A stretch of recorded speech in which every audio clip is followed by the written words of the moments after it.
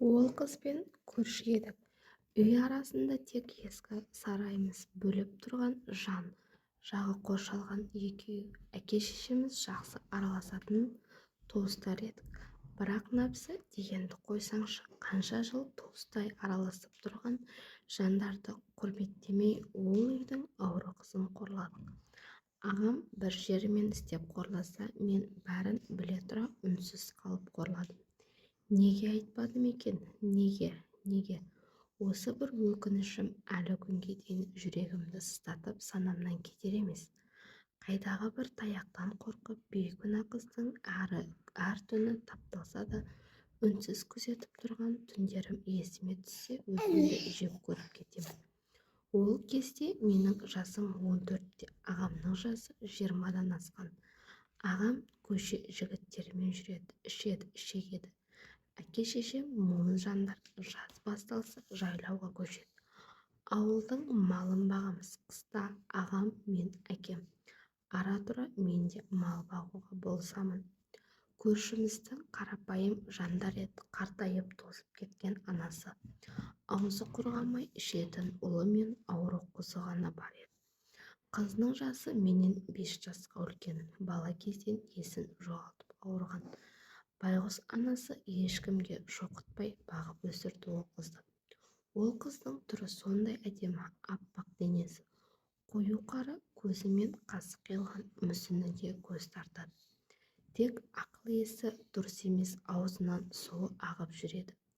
Анасы шашын тықырлап қиып тастаған. Кейде үйден шығып біздің есік алдында жүреді. Анам, қызым, жүр апаңа барайық деп жылы сөйлеп үйіне апарып тастайтын. Ол қыздың есімі Жеңіскүл еді.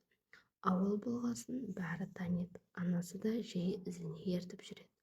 Ол қызды бәрі жынды Женка деп атайды. Анасы Жонка деп айтушы еді.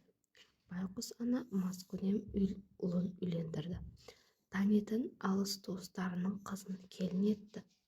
Қыста мама ауылда болады. Сол уақыттарда әлгі көрші апа, келген келінім дұрыс болып Женканың өз сіңлісіндей көрсе екен деп тілеп жүрмін. Осындай әңгімесін құлағым шалды. Бірақ аса мән бермей келемедім. Көп ұзамай көрші апа қайтыс болды. Менің анама ғана көрші апаның өлімі қатты батты. Қайта жылап, енді Женканың тағдыры не болмақ? Ол қызға жеңгесі қарай ма екен? Ай, қайдан? Өз бағына өзі батқан қатын ауру қызға қарай алмайды ғой, деп шай үстінде көз жасын сығып алды.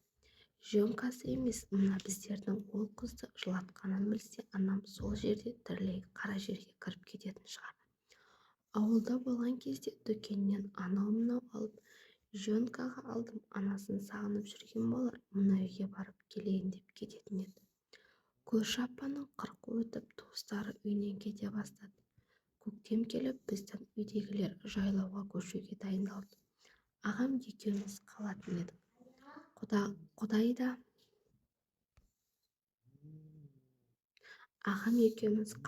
едік. Құдай да бірдеңені сезгендей біздің әулетке қыз баласын бермеген ғой.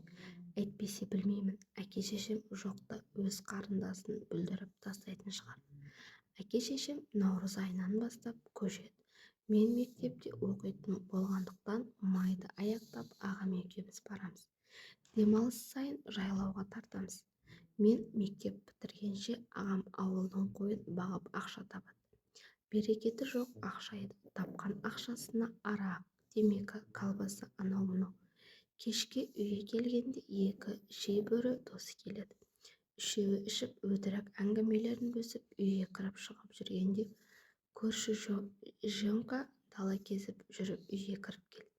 Көктем айы ғой, басы ауыратын кез. Байғұстың үстінде жұқа шыт көйлегі бар. Мүсіні айқын көрініп тұр. Аузынан әдеттегідей су ағып күле береді.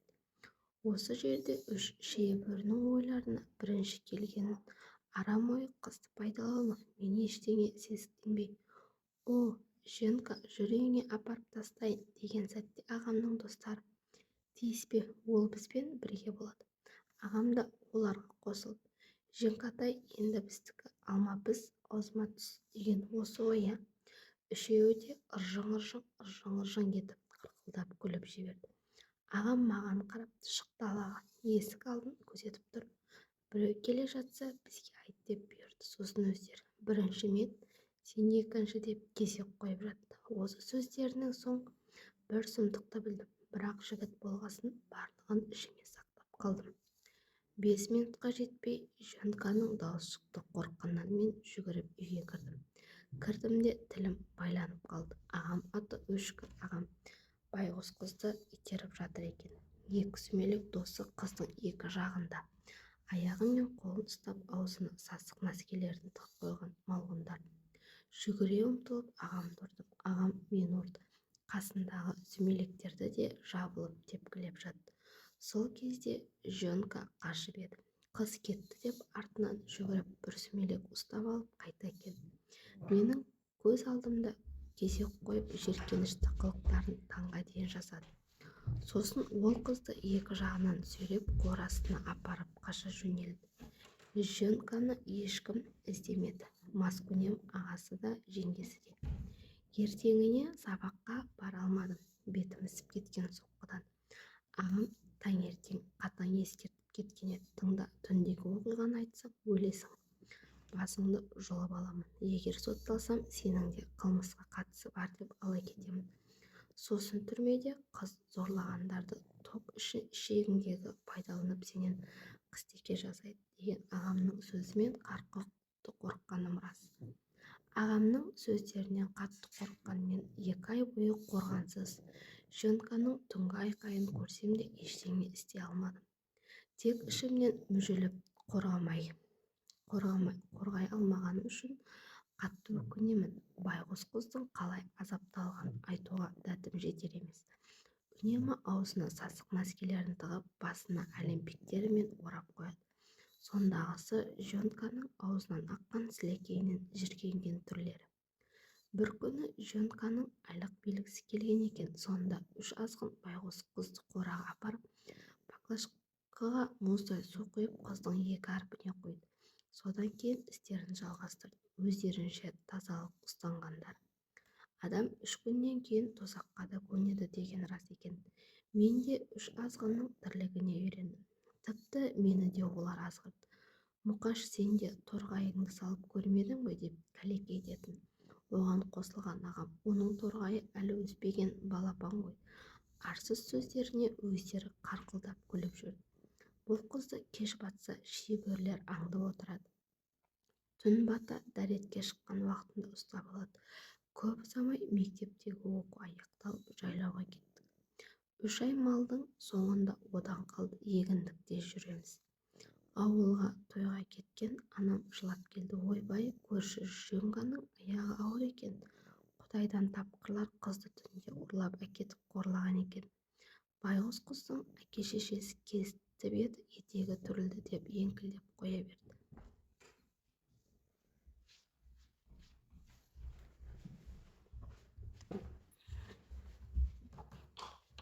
Ал біздер үнсіз тыңдадық. Ағамда мүлдем намыс жоқ.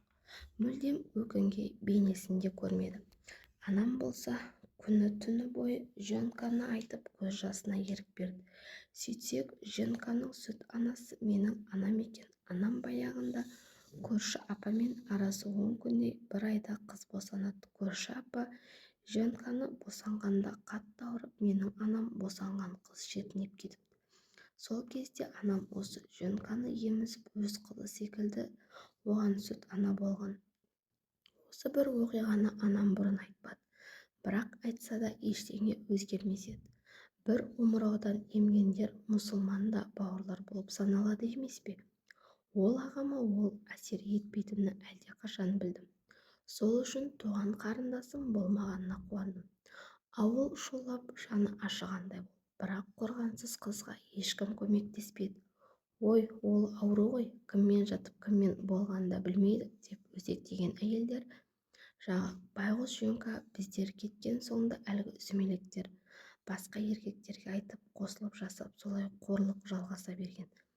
Іші шермиіп шыққанда ғана жеңгесі білген дейді. Қалаға құртыпты. Роддомға апарып өсіп кеткен бөпесіне түсік жасатқан. Жеңгесі де екі дүниеде оңбады. Қаншалықты ауыр болғанын білмеймін, ұзақ уақыт больницадан шықпай қайтыс болыпты деген хабар естігенде іште жүрегім ауырды. Анамнан естігенім, байғұс қыздың сұрауы жоқ екенін біліп дәрігерлер қарамаған, көп қан жоғалтып өліп кетті-ау деп жылады.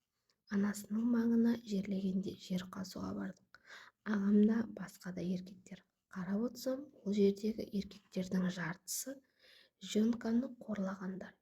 Бірақ ешқайсысының жүздерінде өкініш жоқ. Тірі кезінде қорлағандай көрін қазған еркектер ішімдік ішіп, өлілерді қорлағандай болды. Мейлі, бәрі өтіп кетті. Уақыт өткен сайын барлығы да ұмытылады екен. Бұрын жөнканы қорлағандар қазір түк білмейтін бейкүнә ата болған. Олар әлгі үш сүмелектер. Жөнканың көз жасы жібермесі анық. Жібермейді де, бейкүнә ата болған үшеуінің жазасын балалары тартып жатыр. Бірінің қызы, бірінің ұлы, ал менің ағамның бір ұлы болды. Әйелі қанша қыз туса да 3 жасына келгенде шетінеп кете береді. Ұлы ер жетіп отау құрды, бірақ еш уақытта бала сүюге қабілеті жоқ екен. Алланың жазасы сол шығар. Мен де отау тіктім. Аллаға маған 3 қыз берді, ұлым жоқ. Қыздарымды қатты жақсы көремін. Ішімнен ешкімге білдіртпей жылап аламын.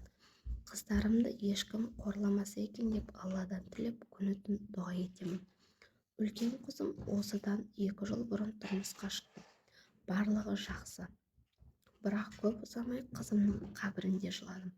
Бала босану үстінде өліп кетті. Ең ауыр соққы болды. Кезіндегі күнәм үшін берілген жаза секілді.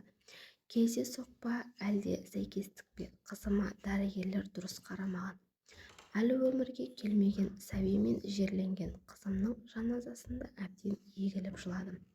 Тұңғышым еді, әке болуды сезіндірген нәзік ғана гүлім еді. Күнәмді өзім өтейін, өзім қиналайын деп Алладан тілеумен жүрмін. Сыртымыздан қарағанда бүтін бір жанұя болып көрінгенімізбен ішіміз түтін, берекеті жоқ әулет болдық.